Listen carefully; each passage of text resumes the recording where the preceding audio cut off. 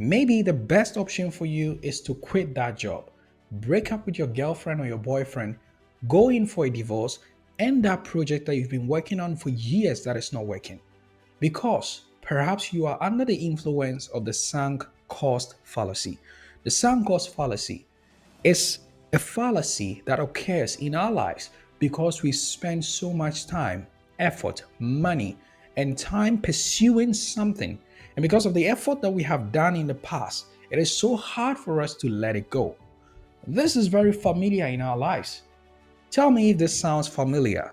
You have that particular friend who keeps on coming to you and say that, "Hey, dude, I broke up with my girlfriend or my boyfriend." And 2 days later, you hear from somebody else that they've gone back together. It's like, yeah, we go back together. Now, what this person is going through, just keep it in your mind. You have a friend who is working on a project, a startup. He has been working on it for years, and nothing good is coming out of it. But for him to quit, it took him years, and he keep on investing money and resources. And finally, at the end of the day, he went into debt, and he had to finally quit, and he went bankrupt. Keep this example in your mind. You've heard of somebody who has been in the stock or the forex market and has been investing his money. The market was falling and he refused to sell out. He refused to get out of the market, calculate his loss, and get out. The reason is because all these three examples and scenarios, all these people have spent so much time, so much effort, and have put their heart into it, and hence they are not able to see the reality. The reality is going beyond what we call never give up. We have times where you don't have to give up. Of course, if you give up, you never know what is going to happen. But there is a massive difference between you actually fully analyzing a situation and understanding that this particular situation, yeah, it's tough, so I have to just keep up going on, and also the difference between what we call the sunk cost fallacy, when you know that actually it's an end game. There is nothing going to come out of it. You are fighting a losing battle. But the reason why you keep on staying there was because of the previous efforts that you have given, time, and then the money you have placed in. The sunk cost fallacy has been the reason why many people have lost great opportunities, has been the reason why many countries have gone to war and have refused to go out of the war because they thought this time around, maybe this time around we're going to make it. So, in your life, before you say that maybe something is going very tough in your life, before you just say, maybe I have to go through it, sometimes you have to step back and analyze the situation and look true to the future, not just about the past.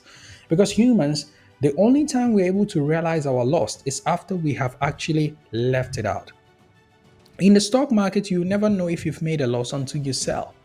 So, for example, you bought something for $100 and then the price is going down, the stock price is going down. You are not still affected so much until when you realize that, damn, I have to get out of the market. And now you waited all this while, it went down to 80. You could have sold, but you did not sell. But maybe the market was crashing and this stock went from $100 all the way to 50.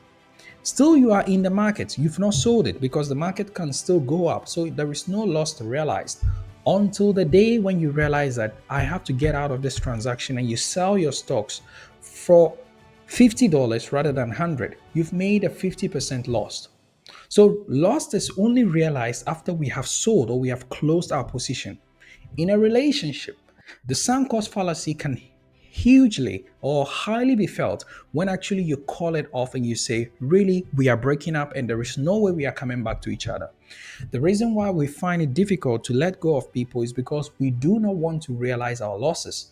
The reason why many people actually start businesses and then they know that it's going bankrupt and it's not going well, they are not making profits, but they are still in there, is because it still gives them some kind of hope and joy that they are doing something. The only time they're going to realize that really they are messing up and this is not actually going anywhere is when they actually go bankrupt and they realize that the business did nothing for them. So today, the only thing I want to ask you, if all these examples that I mentioned sound familiar to you, then all you got to do is to ask yourself, really analyze your situation and realize if it is an effort that you have to put in to make sure that this opportunity, this relationship, this project goes well, or you are not seeing any future promises, but rather you are basing your decision making on the past. If that is the case, please and please, you have to be a man, take up your losses, accept it, and get out of there. Let's go.